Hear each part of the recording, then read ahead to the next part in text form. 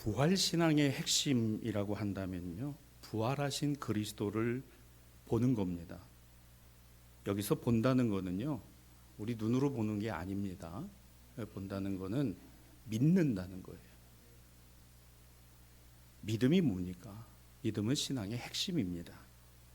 그래서 이 초대교회, 처음 교회는 부활신앙을 가장 중심에 놓고 있었습니다. 만일 예수께서 다시 사신 것이 없다면 우리의 믿음도 헛것이고 우리의 믿는 것도 헛된 것입니다. 이 헛된 것을 2000년간 이어올 이유는 하나도 없습니다. 내가 예수를 믿지 않고 살아가는 것은 내 자유입니다. 그리고 내 인생 내가 책임지고 살면 그뿐입니다. 그런데 우리의 인생에 개입해 오신 것이 하나님의 능력입니다. 하나님이 하신 것입니다. 하나님의 능력은 우리가 감히 상상할 수도 없고 그릴 수도 없는 것이지요. 그래서 이 처음 교회, 초대교회는 부활신앙을 가장 중심에 두고 이 신앙과 믿음을 전하고 증거하는 증언에 방점을 찍었죠. 그래서 이것을 보존하고 이어온 곳이 교회입니다. 특별히 하나님 말씀을 통해 그리스도의 몸을 나누는 예배와 예배를 통하여 부활하신 그리스도를 뵙고 보며 믿음을 고백하는 것, 이것을 교회라 하고 예배라 하고 또 성도라고 합니다. 교회는 이 부활의 신앙을 예배 안에서 이렇게 보존했어요. 하나님의 말씀을 가르치는 것과 그리스도의 몸인 살과 피를 나누는 성찬을 통해서 보존하고 이어왔습니다. 부활하신 예수께서 엠마오 마을을 향하던 제자들에게도, 그리고 이들이 돌아와 예루살렘에 있는 제자들과 함께 했을 때도 저들 안에 나타나사 말씀하시고 음식을 함께 드심으로 깨닫게 하셨음을 초대교회는 경험했고, 이 같은 사실을 복음서에 그대로 남겨서 우리에게 전해주고 있는 것이니, 우리가 잘 아는 대로 사도행전 2장은 이 초대교회, 처음 교회 모습을 사도의 가르침을 받아 떡을 떼며 이렇게 이야기합니다. 무엇의 가르침을 받았나요? 말씀입니다. 복음입니다. 오늘 구약의 모든 말씀들이 예수 그리스도를 겨냥하고 있고 지시하고 있고 드러내 보이고 있다는 것과 예수께서 이 땅에 계시면서 전하셨던 복음에 관하여 이것을 가르치는 것이요, 그리고 그들이 모일 때마다 떡을 떼었다는 이야기는 밥을 먹었다는 의미가 아닌 것 우리가 잘 압니다. 바로 주님의 몸과 주님의 피를 나누었다라는 것이죠. 이처럼 말씀의 가르쳐짐과 성찬의 교제는 교회 신앙 전승의 가장 중요한 요체입니다. 예배 안에서 부활하신 주님을 증언하는 것은 교회의 가장 중요한 사역 중에 하나입니다. 여러분, 우리는 예배를 통해서 하나님의 전능하심과 예수 그리스도의 구원하심과 성령께서 우리로 함께 하심을 경험해야 하는 것입니다. 그게 예배입니다. 예배는 우리의 기쁨의 자리가 아니라 우리로 기쁘게 하시는 하나님을 만나는 자리인 거예요. 예배는 내 소원을 이루기 위한 기복이 아니라 하나님께서 우리를 복주시고 계시다는 확신의 고백이 있어야 되는 겁니다. 오늘 예배는 사람이 영광을 받는 게 아니라 하나님만이 영광을 받으시는 것이 되어야 하는 것입니다. 오늘 예배는 남녀노소 빈부귀천할 것 없이 세상에서의 높낮이가 있을 수는 있어도 주님의 선 안에서는 예배의 공동체는 높낮이가 있을 수 없어요. 부한자와 빈한자가 있을 수 없고, 또한 부자와 가난한 자가 있을 수 없는 겁니다. 어린아이와 노년이 있을 수 있는 게 아니에요. 누구든지 다 오늘 하나님의 구원의 은혜를 경험하고 그 구원 안에 예수 그리스도의 살아계심을 확신하고 증언하는 것, 이것이 교회요, 말씀을 나눔이요, 성찬을 통해서 떡과 포도주를 주님의 몸과 피로 나누는 것이니, 이 무리를 성도라고 합니다. 성도입니다. 오늘은 부활 후 세 번째 주일이에요. 여러분, 부활 주일이 몇 번이 있죠? 부활 주일로부터 7번이 있습니다. 교회력에서 왜 부활 주일을 7번에 걸쳐서 지킬까요? 오늘은 부활 후 세 번째 주일입니다. 앞으로 4번이 더 있어요. 왜 그럴까요? 여러분 생각해 보셨습니까? 부활 주일 다음에 오는 게 뭔가요? 성령 강림 주일입니다. 그렇게 우리는 연약한 겁니다. 기쁨이요, 은혜요, 여러분 잠시 잠깐이에요. 더 중요한 게 있어요. 믿음은 어디에 있을까요? 오늘 여러분이 이것을 한번 잘 마음에 두고 여러분 생각 속에 담고 이 말씀을 들으시면 좋겠습니다. 이유는 이겁니다. 예수 부활하심을 확신하는 것에 있어서는 아직도 여전히 우리는 믿기가 어렵다라는 겁니다. 지금 우리는 예수님의 빈 무덤을 보나요? 그래서 믿습니까? 여러분, 이스라엘의 예루살렘에 가시면요, 무덤이 비어 있어요. 그것도요, 간신히 허리를 숙이고 고개를 이렇게 안으로 집어 넣어야나 보입니다. 우리는 지금 예수님의 손과 발에 못자국을 보나요? 아니면 예수님의 살과 뼈를 지금 우리가 확인하고 있습니까? 그래서 믿나요? 아닙니다. 누가가 전한, 우리에게 전해준 복음서인 오늘 본문에는 이 믿음이 어떻게 가능한지를 딱 한 문장으로 이렇게 요약하고 있습니다. 이에 그들의 마음을 여사. 누가 열어요? 주님이 열어주십니다. 주님이 열어주시도록 노크하고 계시고, 주님이 열어주시도록 사인하고 계시고, 그리고 이 문을 열어야 하는 것은 우리들입니다. 내가 열어야 돼요. 이게 아니면은 부활의 기쁨이, 하나님께서 내게 주신 은혜가 왔다가 그냥 언제 사라졌는지도 모르고 사라져 버립니다. 여러분, 기쁨으로 신앙생활하는 거 아닙니다. 은혜가 지속되어야 하고 그 기쁨이 세상이 주는 기쁨과는 분명히 다르기 때문에 우리에게 소망이 있는 거지, 세상이 주고 있는 기쁨을 가지고 신앙생활한다고요? 안 됩니다. 낭패가 오고요, 실망이 옵니다. 믿으라고요? 설교 들을 때 믿어지죠. 예배당 문 나서면요, 안 믿어집니다. 왜? 우리 현실이 있기 때문에. 우리 삶의 현실에 부딪힘이 있기 때문이에요. 다시 45절입니다. 이에 그들의 마음을 여사.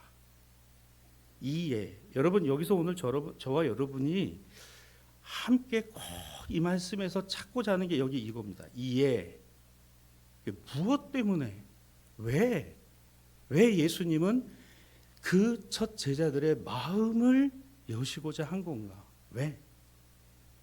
이 내용이 왜 중요한지 여러분과 오늘 이 시간 하나하나 살펴보며 은혜를 나누겠습니다. 자, 먼저 누가복음 24장 38절에 보면 그 부활하신 예수님께서 제자들에게 나타나셨을 때 누가는 이렇게 정해요. 어찌하여 두려워하며 어찌하여 마음에 의심이 있느냐? 의심이 일어나느냐? 첫째는 이겁니다. 어찌하여라는 거예요. 자, 이 이해, 그들의 마음을 여사의 이 이해를 설명해 드리는 겁니다. 예수님께서 우리들에게, 아니 제자들에게, 그렇죠, 우리들에게 하시는 말씀이 어찌하여, why, 왜? 제자들은 낭패와 실망을 경험했습니다. 십자가 죽으심을 똑똑히 보았습니다. 이런 일이, 왜 이런 상황이, 재판받으시는 거 몰래 들어가서 베드로는 보았고, 그분이 모욕당하시는 것도 보았고, 그리고 예수님이 십자가에 고난의 길을 걸어가실 때 제자들은 감히 두려워서 다가가지도 못했어요. 십자가에 못 박아 죽으실 때는요, 주께서 사랑하시던 제자가 그 곁에 있었다고 요한복음이 기록할 따름이잖아요. 왜 이런 일이, 왜 이런 상황이? 황망하게 죽으신 예수님, 야, 나는 지금까지 예수를 뭘 믿고 따랐나? 지난 3년 동안에 나는 뭘 믿고 따른 거지? 실패가 눈앞에 보이니까 강한 두려움이, 당혹감이 그 제자들의 마음속에 깃들어져 있었어요. 어디에요? 마음속에 말입니다. 여러분, 이 마음은요, 다른 말로 하면 생각이라고 표현할 수도 있겠죠. 내가 생각해 보니까 이거는 실패예요. 내가 생각할 때는 이거는 아닌 거예요. 두려움도, 의심도, 당혹감도, 황망함도 다 이 우리의 생각 가운데, 이 마음에서 일어나고 또 일어나고. 우리가 흔히 일상에서 잘 겪는 것이 있어요. 마음을 다잡고 그 마음을 다스리는 일들 참 쉽지 않습니다. 여러분, 하나님의 은혜가 있어야 됩니다라고 고백하는 이유는 내 마음이 흔들리지 않도록, 그 하나님의 은혜가 나를 주장하시도록, 그리고 내 마음속에 기쁨이 가득하긴 것은 세상이 주는 기쁨이 아니라 주님이 내게 주시는 샬롬 평강의 기쁨이기를. 주님 나를, 내 마음을, 이 흔들리는 마음을, 두려운 마음을, 당혹스러운 마음을 주님 평안케 하옵소서. 평안하게 해 주옵소서. 여러분, 기도는 그렇게 하는 겁니다. 주님 내 마음을 붙들어 주시옵소서. 주님 내 마음에 샬롬을 주시옵소서. 너무 두렵습니다. 너무 당혹스럽습니다. 어찌할 바를 모르겠습니다. 답이 나지 않습니다. 몸은 힘듭니다. 지칩니다. 피곤합니다. 생각대로 되지 않습니다. 마음대로 되지 않습니다. 주님 내 마음에 샬롬을 주시옵소서. 너희에게 평강이 있을지어다. 부활하신 주님의 메시지는 다른 데 있지 않았어요. 예수를 믿어라, 잘 믿어라, 신앙생활 잘해라, 그런 거 아니에요. 너희에게 평강이 있을지어다. 저는 우리 교회 예배의 자리가 샬롬의 자리였으면 좋겠습니다. 여러분, 이곳에 오실 때마다 주님의 음성이 들려질 때 평안하냐, 너에게 아무개야, 너에게 평강이 있기를 원하노라, 내가 평강이 있기를 원하노라, 이 음성을 듣는 여러분들이 되시기를 바랍니다. 자, 그래서 본문의 앞절이에요. 36절에 보면 예수님께서 친히 그들 가운데 서서라 그랬어요. 그들은 누구예요? 당혹스러워합니다. 두려워합니다. 실패를 경험했습니다. 어찌할 바를 모릅니다. 두려워서 우리 지난주, 지지난주 계속 봤죠. 어떻게 하고 있어요? 문을 걸어 잠그고 걸어 닫고. 그런데도 예수님이 그걸 어떻게 해요? 뚫고 통과해서 우리 앞에 서 계시고 우리 손을 어떻게 해요? 붙잡아 주실 만큼 얼만큼 가깝게. 여러분은 누구와 가까우십니까? 여러분은 세상에서 가장 가까운 사람을 친구라고 합니다. 그런데요, 그 친구가 어느 날 원수가 돼요. 그 원수가 친구가 되는 것이 아니라 그 친구가 원수가 될 때가 훨씬 많습니다. 그런데 예수님 거꾸로 얘기하세요. 나는 너희의 친구다.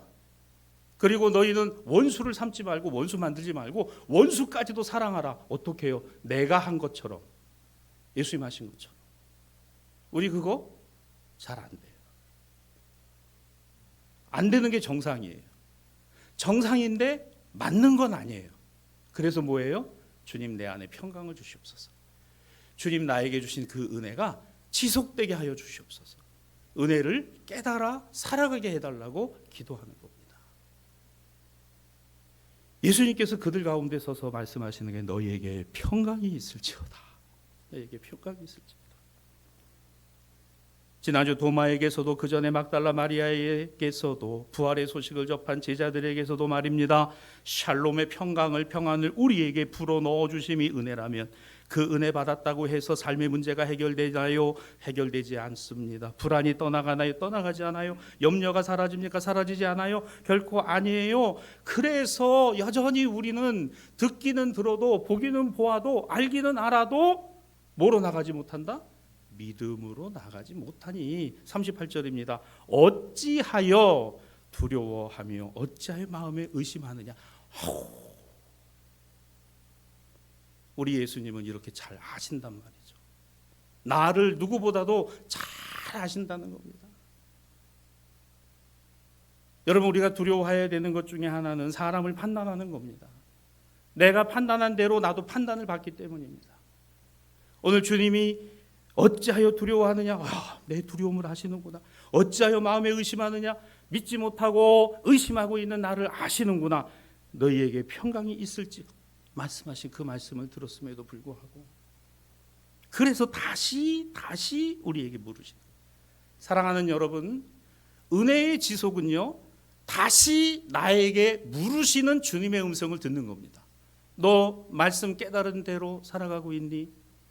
내 안에 주님 주시는, 하나님 주시는 기쁨이 있니? 너는 너의 계획대로, 생각대로 살아가고 있는 것만은 아니니? 라고 물어보시면 이게 은혜입니다. 우리는 그런 데 사로잡힙니다. 성도 여러분, 이 하나를 꼭 기억합시다. 우리는 우리가 당하고 있는 두려움과 실패와 낭패와 혼돈과 혼란을 결코 벗어나며 도망하며 거기서 숨을 수 없다는 거예요. 아니, 숨는 것뿐입니다. 오늘 우리가 직시해야 하는 것은 우리 각자가 무엇에 어떤 문제 앞에, 어떤 어려움 속에, 어떤 낭패와 실망 뒤에 숨어서 문을 꼭꼭 걸어 잠그고 주님이 내 앞에 와서 서 계시면서 내 손을 붙잡아 주시고 내게 말씀하고 계신데도 외면하고 있는지 깨달아야 된다는 거예요. 우리는 숨는 데 익숙합니다. 걸어 잠그는 데 익숙합니다. 자신을 지키는 데 익숙합니다. 남이 나의 삶에 관여하고 개입하는 것에 대해서 불편해합니다. 그렇습니다. 그것이 개인주의고 합리주의적인 오늘의 세상과 시대입니다. 교회가 고민하고 교회가 힘들어하는 것 중에 하나가 바로 이겁니다. 그런데 방법의 문제가 아니에요. 문제는 나에게 있지, 정답이 주님이시라는 사실을 잊어버리고 산다는 겁니다. 너희에게 평강이 있을지어다. 이게 그냥 신앙적인 미사역으로 지나간다는 거예요. 옛날에 우리 조상들께서 부모 세대들은 꼭 인사를 이렇게 하셨죠. 안녕하세요라는 인사는 그나마 고급이었습니다. 뭐라고 인사했습니까? 예, 식사하셨어요. 왜죠? 또 굶고 살았어요. 너무너무 굶고 살았어요. 저는 저희 어머니가 교회 성가대원들 국수를 삶아주고 그랬을 때 제가 70년대 중반 초등학교 다니고 국민학교 다니고 그랬을 때잖아요. 그때 개척교회 하시면서 서울에서 그 국수를 삶아서 김치하고 해가지고 내놓으실 때 그때는 몰랐어요. 쌀이 별로 그렇게 많지 않은 거예요. 그래서 동네에서도 서울이지만요. 저도 그거를 봤습니다. 왜 국수를 뽑아가지고 이렇게 길게 뭐죠? 그 빨래 그 기저귀 널듯이 널어가지고 그 국수를 말리는데 제가 또 얼마나 그 모범적이고 성실한 학생이었겠어요. 친구들하고 거기 가서 술래잡기를 하니까 국수가 어떻게 됩니까? 그래가지고 동네에서 이게 목사 아들만 아니면은 그냥 거기 가서 술래잡기를 하는 거예요. 거기 가서 뒤에서 숨어서 그런데 이게 맞아도 막 부러지는 그 기쁨. 이게 쫙쫙 말려 있는데요. 그걸 툭 치면 그냥 우둑 떨어지고 우둑 떨어지고.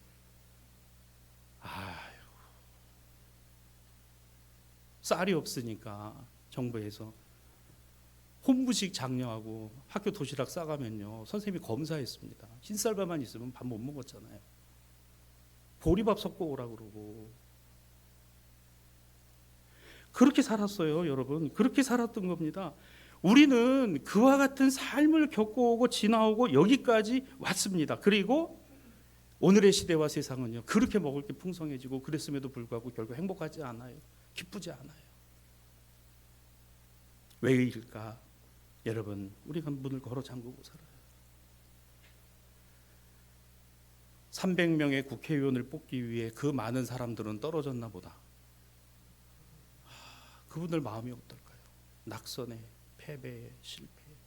그런데 어떤 분들은 두문불출하는 분들도 있고 어떤 분들은 메시지도 안 내는 분들이 있네요. 어떤 분들 저는 주목해서 보는 분들이 있어요. 다시 제가 마음을 가다듬고 우리 지역 주민들을 위해서 어떻게 헌신할 수 있는가를 고민하겠습니다. 참 이 말이요. 기억하게 돼요. 다시. 우리는 그렇게 두려워해요. 우리는 그렇게 당혹스러워합니다. 하지만 우리가 당하는 그 어떤 두려움도 현실도 낭패도 실망도 어찌하여 두려워하느냐? 어찌하여 마음에 의심을 하느냐? 누구의 말씀? 부활하신 주님의 말씀이에요. 이게 무슨 말씀일까요? 나를 봐라. 나를 죽음에 가둬놓고 나를 죽음으로 몰아넣었다라고 세상은 말하지만 보라, 내가 세상을 이기었노라. 내가 세상을 이겼노라. 우리 부활의 주님이십니다.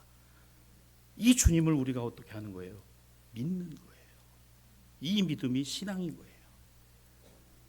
주님은 죽음에 구속당하지 않으십니다. 주님은 죄악에 구속당하지 않으십니다. 왜? 주님은 생명이시니까.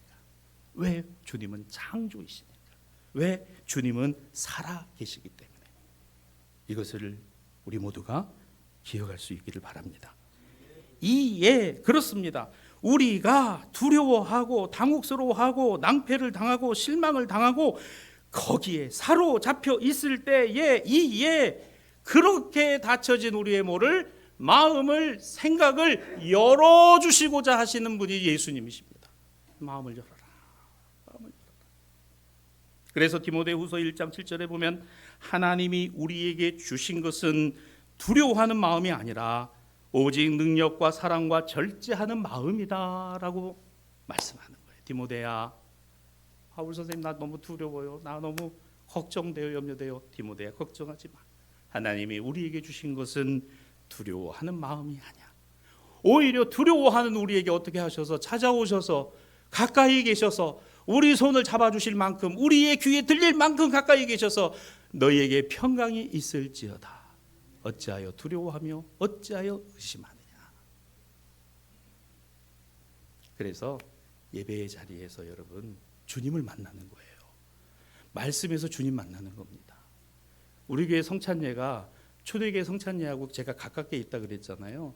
그 성찬의 떡과 잔은요 2000년간 교회가 보죠. 이건 선교단체가 하는 거 아니에요. 오직 교회만에 허락된 하나님의 성례입니다. 그 떡을 우리가 영하고 그 잔을 우리가 대할 때 거기에서 살아계신 주님을 만나는 거예요. 그 주님을 느끼는 겁니다. 얼마나 귀합니까? 하나님이 우리에게 주시고자 하는 것은 이미 주신 그리고 앞으로 주시는, 그렇습니다.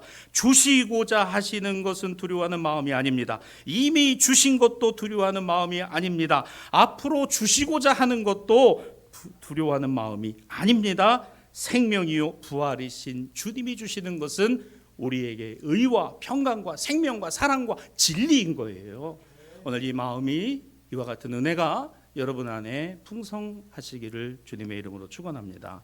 두 번째로 오늘 이해 설명을 드리죠. 누가복음 24장 41절은 제자들이 부활하신 주님을 만났는데 어땠어요? 너무 기뻤어요. 이 기쁨은요 당혹스러운 기쁨입니다. 깜짝 놀란 기쁨이에요. 없는 것보다는 나은 거지만 되어진 것이기에 너무너무 기뻐요. 그런데 그 다음 말이에요. 아직도 믿지 못했다는 말입니다. 기뻐했는데 아직도 믿지 못했다는 겁니다. 부활주일이 지난 지 3주일째가 됐는데도 아직도 그 기쁨의 믿음이 우리 안에 없을 수도 있는 겁니다. 그래서 부활주일은 7주일을 7주일을 지키는지도 몰라요. 매주마다 보십시오. 이 본문의 모든 부활절 이후의 말씀들은 낭패와 실망을 당한 제자들에게 포커스를 맞추고 있어요. 부활 이후의 말입니다. 부활의 주님을 만난 다음의 말입니다. 사랑하는 여러분, 하나님의 은혜, 그 하나님의 은혜를 경험한 것이 다가 아니라 그 은혜가 지금 내 안에 있는지를 점검하고 주님의 음성을 들어서가 아니라 지금도 들려오는지를 점검하고 그리고 여전히 낭패와 실망을 당하고 있으며 문 걸어 잠그고 있는 나를 향하여 찾아오신 주님이 보여야 된다, 믿어져야 된다는 거예요. 이게 믿음인 겁니다. 그래서 두 번째는 이거예요. 아직도 여전히 제자들에게 예수님은 상처나 손과 발을 보여주시며 만져보라고 하셨지요. 유령이 아니라는 뜻입니다. 유령이 아닙니다. 혼령이 아닙니다. 그렇습니다. 그런데 이상한 것이 있어요. 제자들은 너무너무 당혹스럽고 놀라면서 기뻐했지만 기뻐하는 것과 믿는 것은 다른 이야기인 거예요. 순간 기뻐하면서도 놀라면서도 주님이시구나. 야! 나의 주님, 나의 하나님이십니다. 맞습니다. 주님, 내가 이제 주님이 그리스도이심을, 하나님의 아들이심을 믿습니다의 고백이 온데간데 없이 안 보인다는 거예요. 도저히 오히려 믿기 어려웠습니다. 이게 어쩌면 우리의 현실인 거예요. 어떤 상황입니까? 오늘 성서 일과로 함께 읽은 시편 4편에 보면 주께서 내 마음에 두신 기쁨은 그들의 곡식과 새 포도주가 풍성할 때보다 더하니이다. 내가 평안히 눕고 자기도 하리니 나를 안전하게 살게 하시는 이는 오직 여호와이시니이다. 여러분 이 말씀 가만히 보시면 주께서 내 마음에 두신 기쁨은 뭐예요? 곡식과 새 포도주가 풍성할 때의 기쁨보다 더한 거라 그랬습니다. 그런데 우리는 어떤 기쁨을 더 추구해요? 곡식이 풍성하고 포도주가 잘 익고 풍성할 때의 기쁜 거예요. 이게 잘못된 건 아닙니다. 그거 맞아요. 월급이 올랐습니다. 승진을 했습니다. 진급을 했습니다. 당선이 됐습니다. 높은 자리에 올라가 있다라고 모든 사람들이 우러러봐주고 그렇게 합니다. 그래서 참 뿌듯하고 감사하기도 합니다. 그 기쁨이 있어요. 그런데 하나님이 우리에게 주시는 기쁨은 그보다 더한 기쁨이 있다는 거예요. 올라가면 내려올 때가 있습니다. 당선도 있지만 낙선도 있어요. 성공도 하지만 실패도 합니다. 그리고 잘 풀려질 때도 있지만 잘 안 될 때도 있어요. 이거 누구에게나 다 일어나는 일입니다. 누구에게나 다 그렇습니다.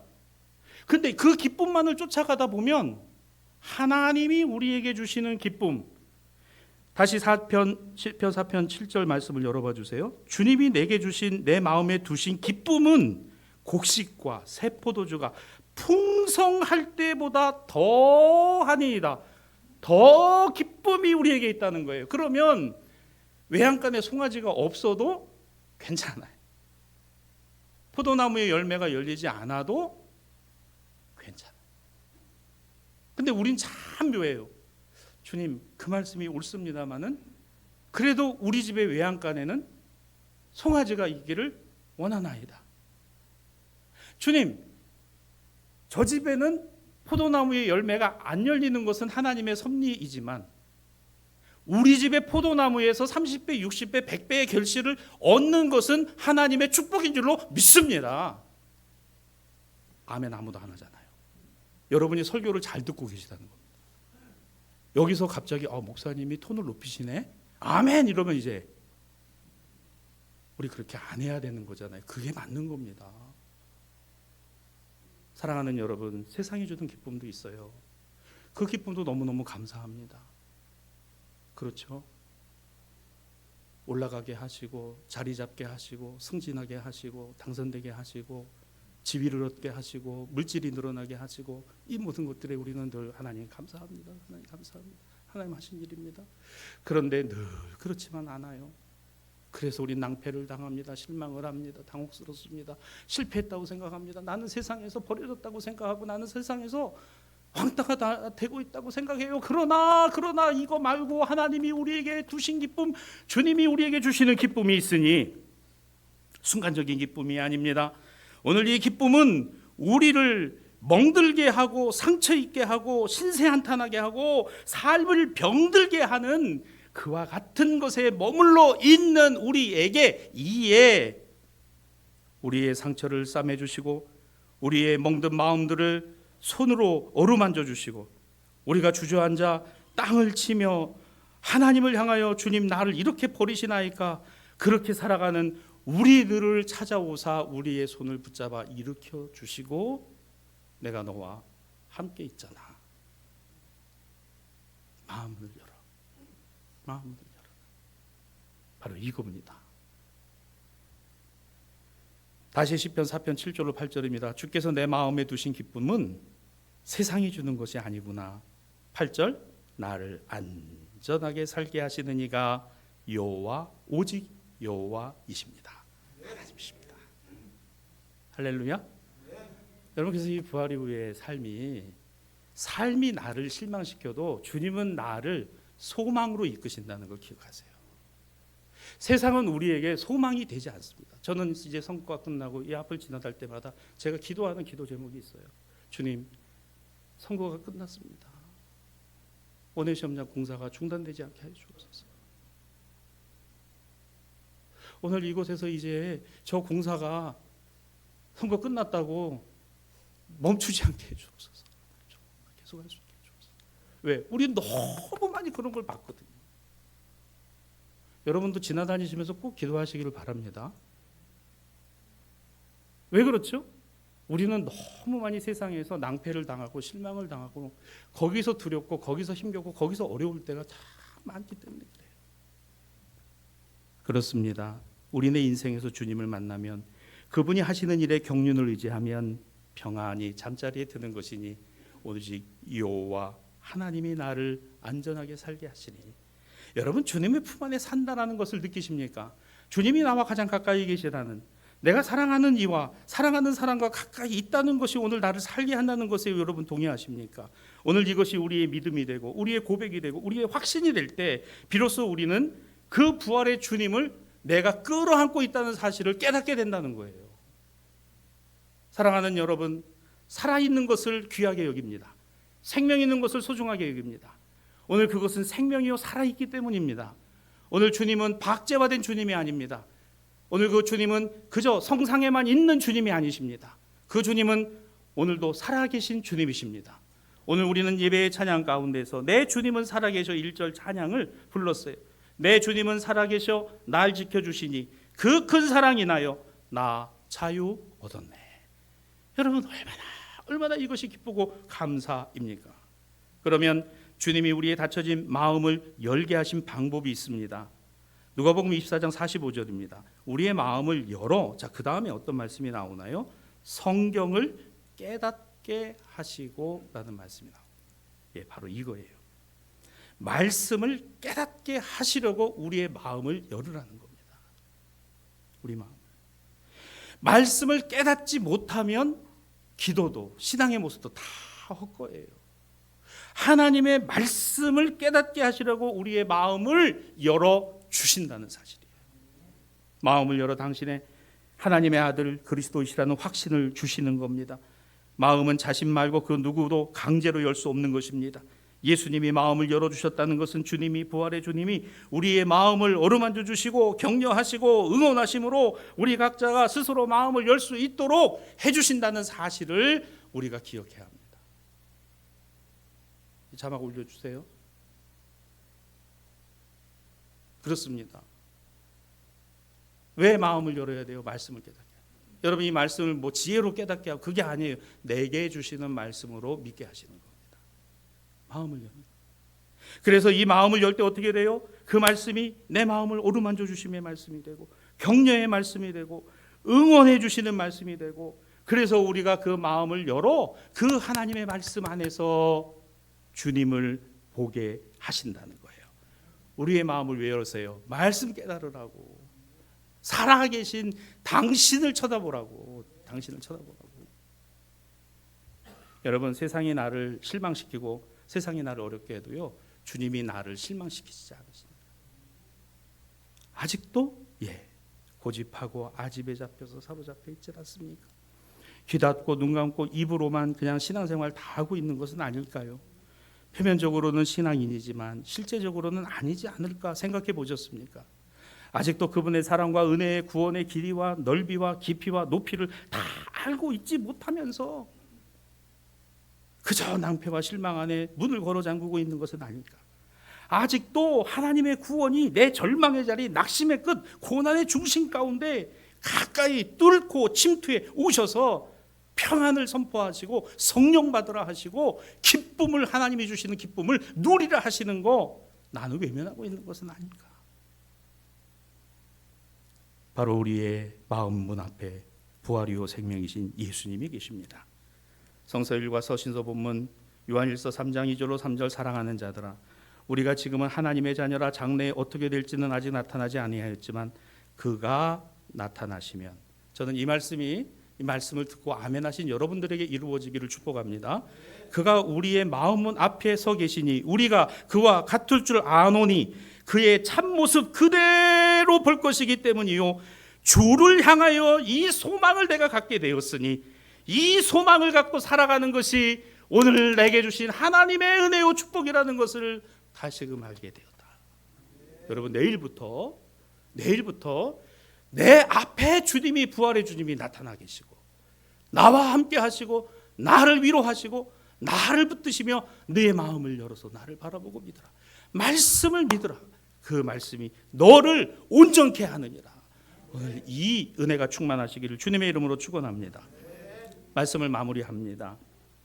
오늘 우리는 우리의 신앙과 믿음에서 이게 내 어떤 결단만이 아니라 나를 결단케 하시는 주님의 손길을 느끼는 겁니다. 마음을 열어라. 생각을 열어라. 여러분 우리의 기질과 성향을요 완전히 근본적으로 바꾸어 놓을 수 있는 분은 예수님밖에 없어요. 죄송합니다 여러분 부부도 안 바뀝니다. 자식도 안 바뀌어요. 우리를 바꾸시는 우리 각자를 바꾸시는 것은 창조주이신 하나님만이 우리를 바꾸시는 거예요. 주님만이 우리를 바꾸시는 겁니다. 어떻게 바꾸나요? 누가복음 24장 48절입니다. 너희는 이 모든 일의 증인이라. 두 가지 의미가 있죠. 주님의 말씀이기도 하고 오늘 이 말씀 안에서 특별히 누가를 통하여 전하여진 복음에는 너희는 이 모든 일의 증인이라. 내가 누구요? 성도입니다. 우리 누굽니까? 교회입니다. 우리는 바로 생명이요 부활이신 예수의 증인이다. 증인인 거예요. 여러분, 증인은 어떻게 살아요? 증거를 갖고 사는 겁니다. 여러분에게 증거가 있습니까? 십자가 보혈의 증거, 은혜의 증거, 사랑의 증거. 그 증거가 내 몸에 새겨져 있어야 돼요. 내가 문을 닫고 있는 거 여러분 부끄러워하지 마세요. 그럴 수 있어요. 열렸다가도 또 닫혀요. 그런데 열을 하는 거예요. 열으시라는 거예요. 주님이 함께 하시겠다. 주님이 함께 하시겠다. 말씀 앞에 겸허하고 겸손합시다. 은혜도 구원도 사랑도 헌신도 모든 것을 우리로 확신하고 믿게 하는 것은 오직 하나님 말씀뿐입니다. 말씀이 육신이 되어 우리 가운데 거하시고 십자가 죽으심과 부활의 소망과 생명으로 우리 가장 가까이, 나에게 가장 가까이, 내 손을 잡으실 만큼 가까이, 그 말씀이 들릴 만큼 가까이 서 계신 예수 그리스도와 함께 살아가는 이 부활 후 세 번째 주간이 되시기를 우리 주님의 이름으로 축복합니다. 주님 감사합니다. 주께서